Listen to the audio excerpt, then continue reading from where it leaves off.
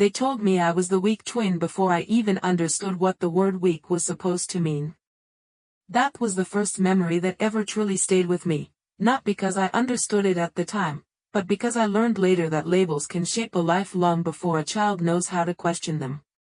My name is Ethan Walker, and I was born only minutes apart from my brother Lucas Walker, but those minutes somehow became the foundation of an entire family hierarchy that I would spend decades trying to understand. From the beginning, I was the one who cried more, got sick more often, needed more attention, and according to my parents David Walker and Melissa Walker, I was also the one who would require more patience than they could afford to give. Lucas, on the other hand, never seemed to carry the same weight in their eyes. It was calm, quick to learn, and constantly described as naturally gifted, a phrase I heard so often that it stopped sounding like praise and started sounding like comparison. We grew up in a quiet suburban neighborhood in Ohio where everything looked normal from the outside, but inside our home there was an invisible ranking system that I began to feel before I ever fully understood it. I remember sitting at the kitchen table during early school years, watching Lucas finish homework faster while my mother smiled at him with approval that never quite reached me in the same way. Even when I tried harder, even when I stayed up later, the results seemed to land in different categories depending on which of us produced them. If Lucas succeeded, it was expected. If I succeeded, it was surprising. If I struggled, it was confirmed. I did not have the language for it then, but I could feel the structure forming around me, something that quietly defined what I was allowed to be in that house. My health was another part of it. I was often sick as a child, not severely, but frequently enough that it became part of how I was introduced to others. He is the sensitive one, my mother would sometimes say, as if explaining me before I had a chance to exist on my own terms. My father would nod in agreement, already turning his attention back to Lucas, who rarely needed explanation at all. Over time, I began to notice that attention itself was not distributed equally, but strategically, always leaning toward the child who required less effort to understand. School reports followed the same pattern. Lucas' achievements were highlighted, displayed, and discussed at family dinners as evidence of future potential. My progress, when mentioned, was framed more cautiously, as if every improvement needed context to be meaningful. I remember one evening clearly when I brought home a test score I had worked very hard for. It was good, objectively, but the reaction was measured, almost polite, as if the accomplishment needed to be weighed against something more important that I had not yet achieved. Later that same week, Lucas received recognition for a project I barely understood, and the energy in the house shifted completely. That was when I first began to understand that it was not just about performance. It was about identity assignment. One of us was expected to rise. The other was expected to adjust. And somewhere in between those expectations, I slowly stopped trying to compete for attention and started trying to understand why attention itself was never evenly given. The pattern that defined my childhood did not announce itself loudly at first, but over time it became impossible to ignore. Living in the same house with Lucas Walker meant living inside a comparison that never needed to be spoken out loud to be understood. Every achievement, every setback, every moment of attention was filtered through the invisible expectation that I was the one who required explanation, while he was the one who required recognition. My parents, David Walker and Melissa Walker, never framed it as favoritism in direct words. Instead, it appeared in tone, demeanor, and the way decisions were made without consultation when it came to me, but with immediate validation when it came to Lucas. As we grew older, the gap between us did not feel like distance in years, but distance in perception. Lucas moved through school with an ease that reinforced the narrative already forming around him. Teachers described him as naturally capable, socially confident, and academically consistent. He, on the other hand, was often described with qualifiers that softened my presence before it was even fully acknowledged. It tries hard. He is improving. He is sensitive but needs support. These phrases followed me through every stage of early education, shaping not just how others saw me, but how I began to anticipate being seen. At home, the structure was even clearer. Dinner conversations often revolved around Lucas' progress, his achievements, and his potential trajectory. When I contributed something, it was usually acknowledged briefly before the focus returned to him.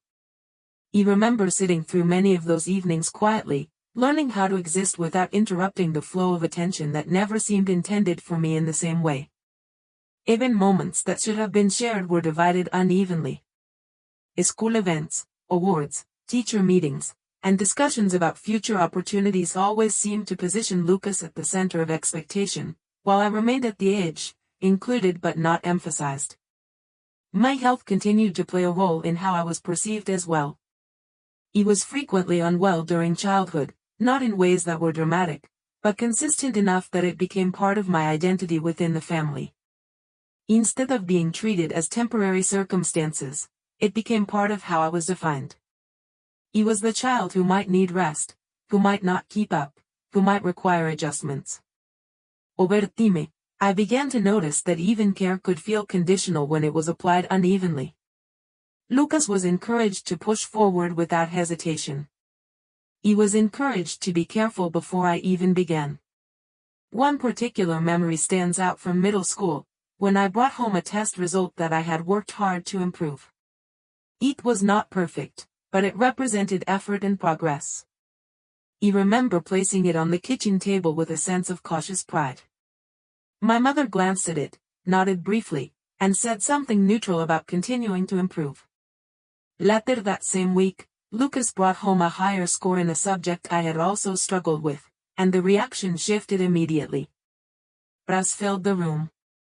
In a way that made the earlier moment feel smaller by comparison, even though nothing about my effort had changed.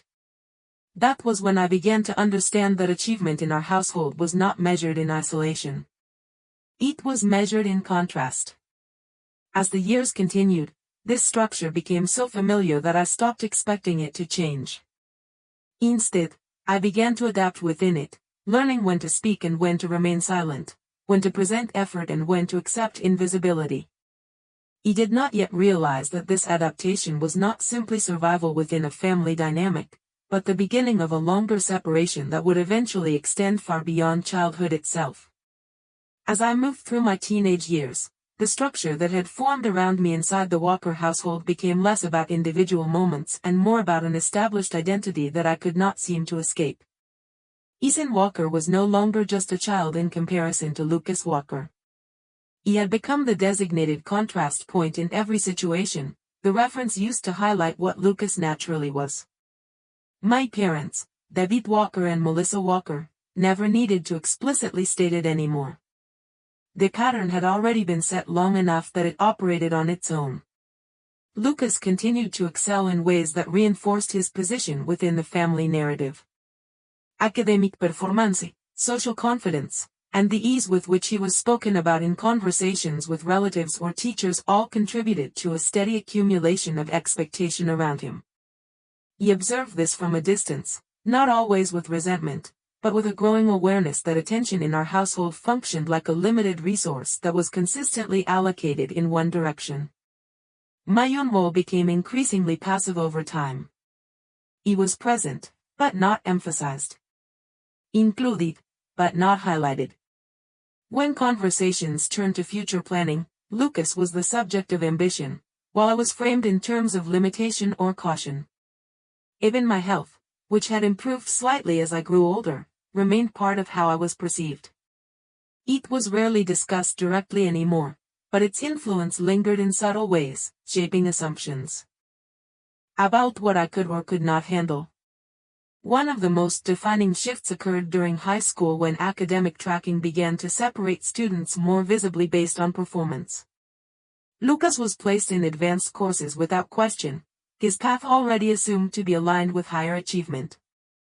My placement required discussion, evaluation, and what felt like quiet negotiation between teachers and my parents. I remember overhearing fragments of those conversations, phrases about stability, manageability, and realistic expectations. None of it was framed as rejection, but none of it felt like encouragement either. At home, the difference between Lucas and me became even more structured. It was given more freedom to explore opportunities, while I was often advised to focus on consistency and avoid unnecessary risk. It was not presented as inequality, but as guidance based on perceived capability. Over time, I stopped interpreting it emotionally and began to process it as information about how I was categorized within the family system. There were moments that stood out, not because they were dramatic, but because they revealed the underlying pattern so clearly that they could not be ignored. One evening, after Lucas received recognition for a school achievement, the conversation at dinner revolved almost entirely around his future potential. He sat across from them, listening, aware that my own recent efforts in similar areas would not be part of the discussion unless prompted. They were not dismissed outright. They were simply not activated in the same way. That distinction became increasingly important as I grew older. It was not that I was never acknowledged. It was that acknowledgement followed a different structure, one that required additional context or comparison before it became meaningful. By the time I reached the later years of high school, I had already begun to internalize a quieter form of adaptation. I learned when to present information and when to withhold it, when to expect engagement and when to anticipate neutrality. The idea that both twins existed within the same emotional framework of the family gradually dissolved, replaced by two separate narratives that rarely intersected on equal terms. Lucas was moving toward recognition. He was moving toward interpretation of absence. And without realizing it at the time, that separation was becoming the foundation for everything that would come after. By the time I reached the final years before adulthood, the structure of my life inside the Walker household had already settled into something that felt permanent, even if no one ever explicitly defined it. Ethan Walker and Lucas Walker were still seen as twins in biological terms, but in every practical and emotional sense, the comparison between us had already been resolved in the minds of my parents, David Walker and Melissa Walker. Lucas continued to move forward along a path that was consistently reinforced through attention, opportunity, and expectation. He, on the other hand, existed within a quieter category, one that was acknowledged only when necessary and often framed through limitations that no longer needed to be spoken aloud to be understood. High school eventually gave way to the transition toward adulthood, and with it came a widening gap between the life Lucas was being prepared for and the life I was quietly stepping out of. Lucas received encouragement for selective programs, recommendations, and structured guidance that positioned him toward clear achievement.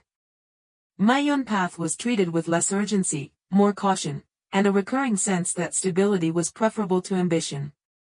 Even when I succeeded academically in certain areas, the response was often measured against a standard that already placed Lucas as the reference point. He began to notice that conversations about the future rarely included both of us in equal terms. Lucas' future was discussed with detail and anticipation. Mina was discussed in generalities, often with suggestions rather than plans. Over time, I stopped expecting these differences to be corrected. Instead, I began to internalize them as part of the system I had always lived within. There were moments during those years that made the structure especially clear, not because of anything dramatic, but because of how consistently the pattern repeated itself. When Lucas achieved something, it became part of the family narrative almost immediately. When I achieved something, it required additional context, explanation, or comparison before it could be fully acknowledged.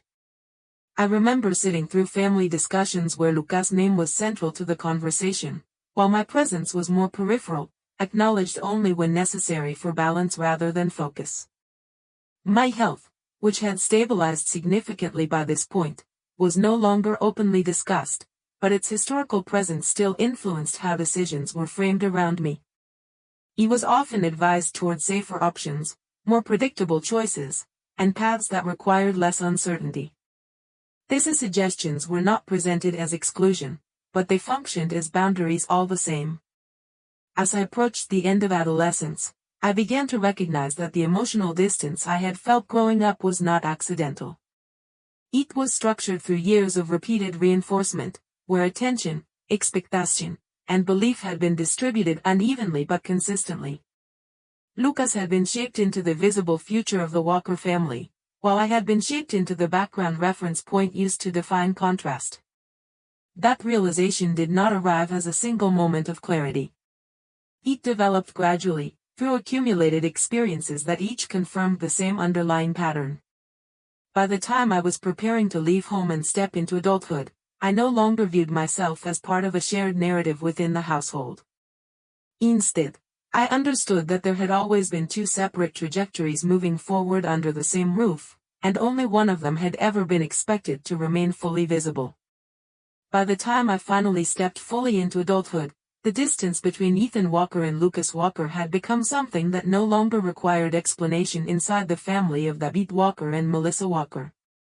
It was not announced, not discussed, and not formally acknowledged, but it was clearly established in every interaction that followed. Lucas continued to move forward in a direction that aligned with everything my parents had once projected onto him. His achievements, his opportunities, and his general trajectory were reinforced in ways that made his path feel inevitable. My own path, however, had already begun to separate itself quietly from the family structure long before I physically left home. He moved out with a sense of controlled independence, not marked by conflict, but by the absence of expectation. There was no dramatic farewell, no final confrontation that redefined relationships. Instead, there was a gradual release from a system I had already learned how to exist outside of while still inside it. In the months that followed, communication with my family became increasingly functional. Messages from my parents were brief and typically centered around general updates or logistical matters. Conversations rarely extended into personal territory unless initiated in a structured way. Lucas remained the reference point in most discussions, still representing progress, stability, and the continuation of the Famyly's preferred narrative. He, on the other hand, existed in a quieter space within those interactions, acknowledged but not centered, included but not emphasized. During this period, I began to build a life that did not rely on comparison as its foundation. Work, relationships, and personal development became separate from the internal structure I had grown up within. The absence of constant comparison created a different kind of clarity, one that I had not experienced while still living under the same roof as Lucas.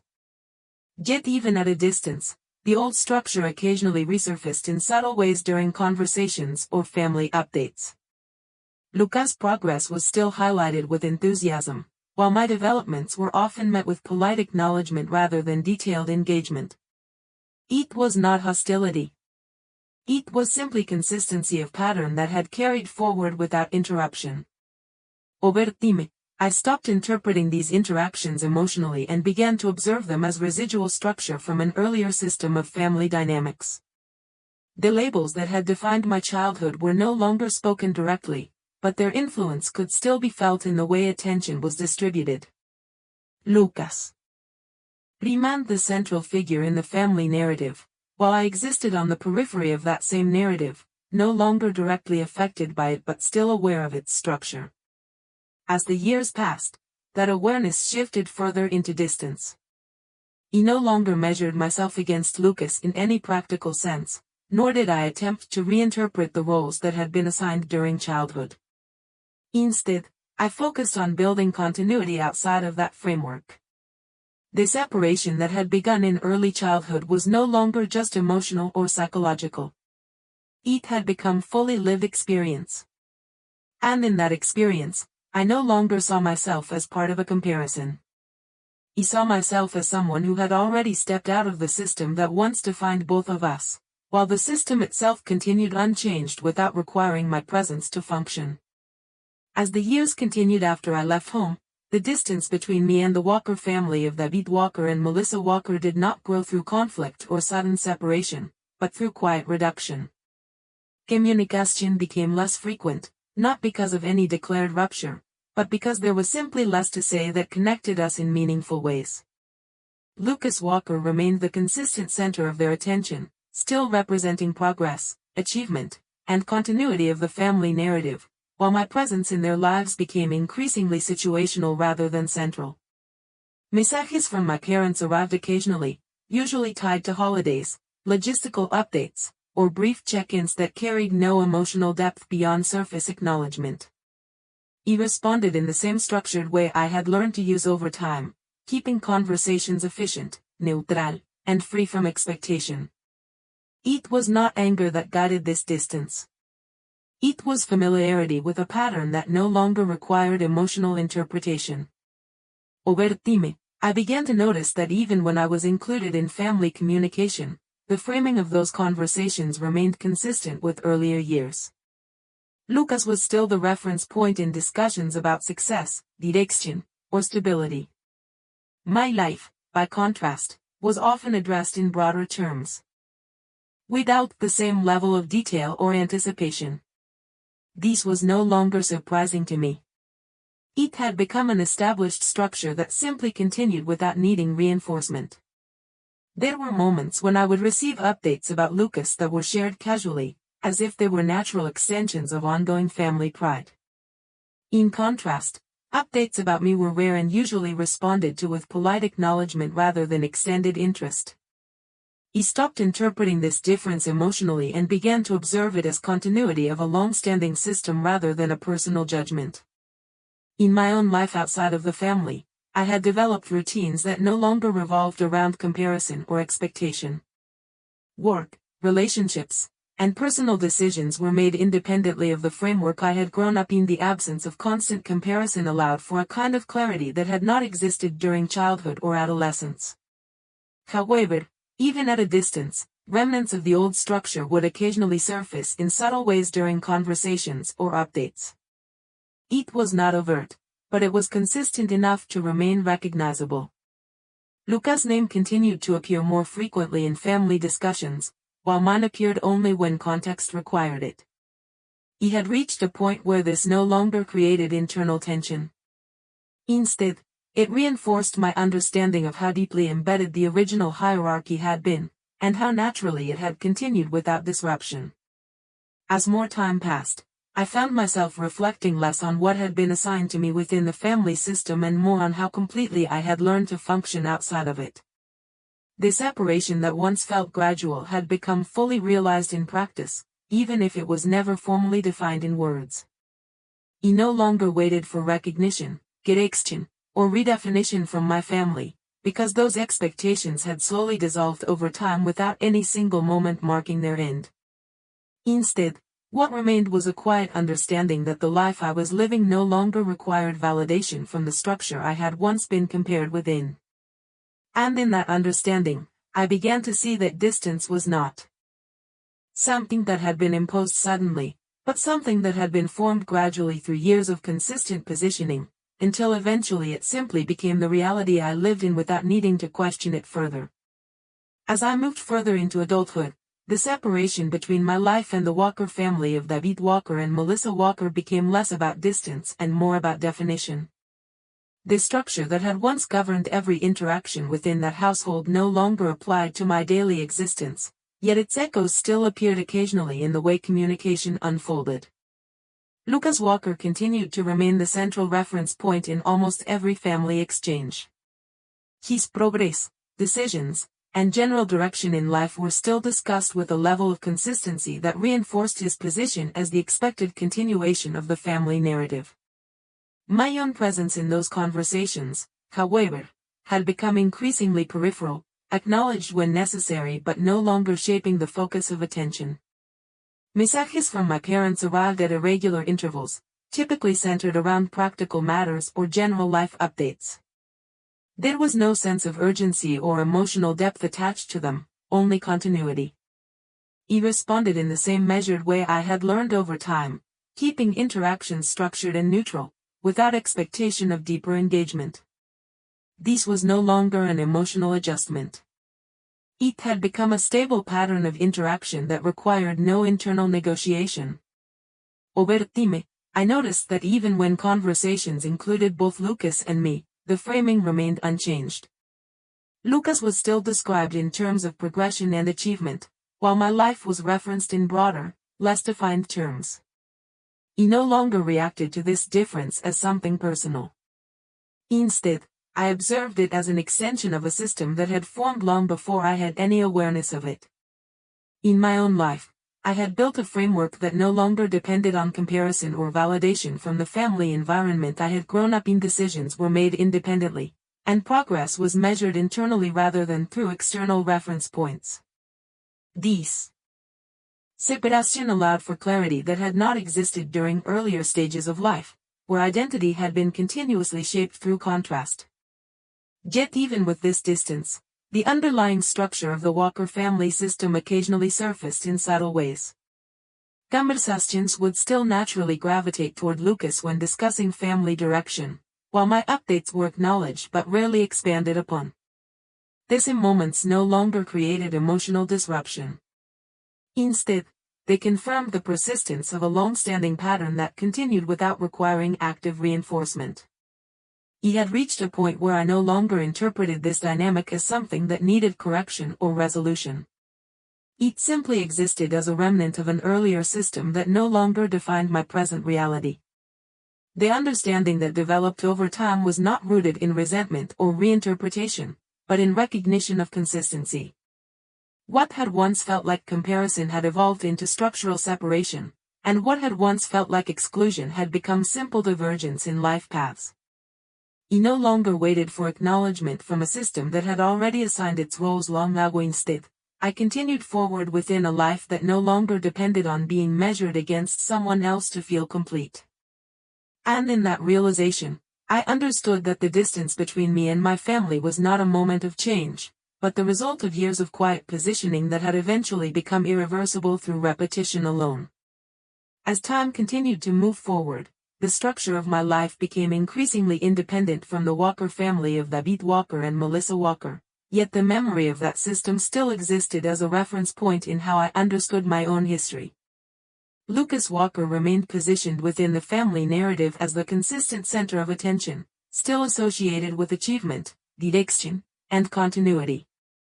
My presence in that same narrative had gradually diminished over time, not through any single defining event, but through a long sequence of interactions that consistently placed emphasis elsewhere. Messages from my parents were still exchanged. Occasionally, usually focused on general updates or practical matters. There was no emotional recalibration in those exchanges, no attempt to revisit past dynamics, and no structural change in how roles within the family were communicated. I responded when necessary, maintaining a tone that was neutral and efficient, no longer expecting depth or emotional expansion from those interactions. It had become a stable format of communication rather than a relationship requiring interpretation.